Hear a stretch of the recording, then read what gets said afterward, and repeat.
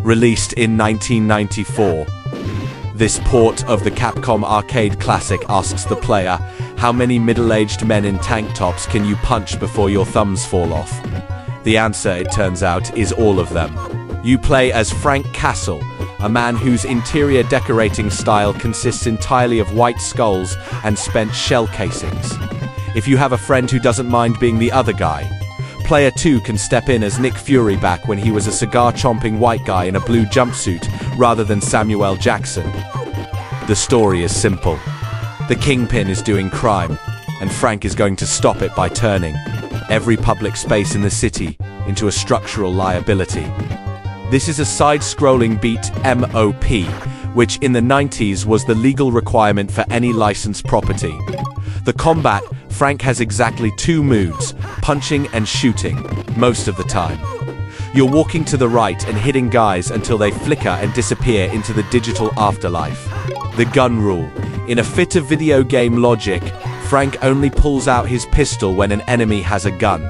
Apparently, Frank Castle, a man known for his restraint and adherence to the Geneva Convention, thinks it's unfair to shoot a man who only has a lead pipe. The environment. You can pick up almost anything. A salami, lethal weapon, a stray tire, projectile, a literal flamethrower found inside a wooden crate in a library. Standard Tuesday. The Mega Drive difference. Let's be honest, the Mega Drive version is like the budget cover band of the arcade original, the arcade version. Vivid colors and hundreds of frames of animation. Sounds like a high-octane action movie. Dozens of enemies on screen. The Mega Drive version. Everything is a slightly depressing shade of 90s brown. Sounds like a swarm of angry bees trapped in a tin can. Three guys show up, get punched, and the game needs a minute to think. You start by fighting Scully. No relation to the X-Files. A man whose primary superpower is having a ponytail. Eventually. You work your way up to the Kingpin, who is so large in this game he looks like a sentient boulder wearing a tuxedo. The strategy for every boss is the same. Grab them, hit them in the kidneys, and pray your health bar lasts longer than theirs. The verdict. The Punisher on Sega is a masterpiece of I just want to hit something after a long day. It's repetitive. The graphics are grittier than a beach sandwich. And the music will give you a migraine, but there is something deeply satisfying about suplexing a ninja onto a pile of trash. It's the digital equivalent of a 2 a.m. kebab. You know it's not good for you. And there are better options available, but in the moment, it's exactly what you need. Fun fact, Frank can eat a whole roast chicken found in a trash can to regain health. Because nothing says elite vigilante like dumpster diving for poultry mid-firefight. If you thought Frank Castle was a man of integrity, think again. In the Sega Mega Drive version of The Punisher, he's perfectly willing to cheat, mostly because the game's difficulty is unpaid intern at a meat grinder levels of stressful. However, the Mega Drive version is notoriously stingy with button codes compared to the arcade or NES versions. Here is how you actually crack it open. The forbidden debug menu, stage select. The game has a full hidden menu that allows for stage select and seeing the endings, but it was disabled before shipping. To see it, you need a Game Genie or an emulator's cheat input. Game Genie code, BTRTAN5N. How to use, enter the code, and start a new game.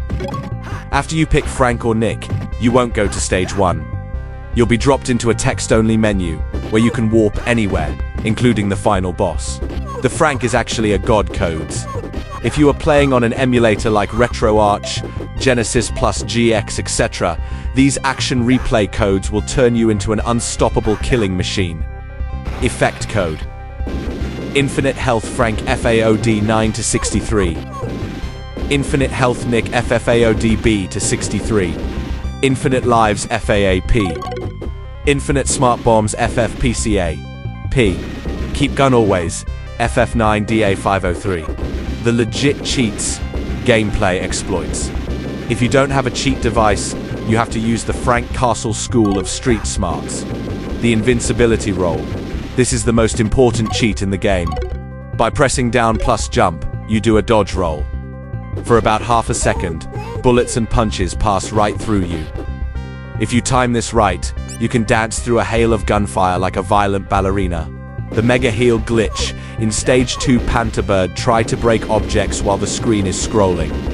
Occasionally, the game's sprite limit will glitch and drop a high-tier health item like the turkey, where it wouldn't normally appear. Meat shielding. When you grab an enemy, walk into them, you can actually use them as a shield. Other enemies' bullets will hit the guy you're holding instead of you. It's not fair play, but then again, Frank isn't exactly a fair play kind of guy. Warning: the NES fake out.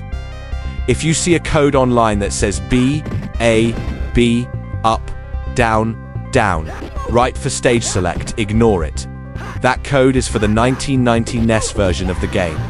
If you try it on the Mega Drive, you'll just be standing there looking like a confused vigilante, while a guy named Zip kicks you in the shins.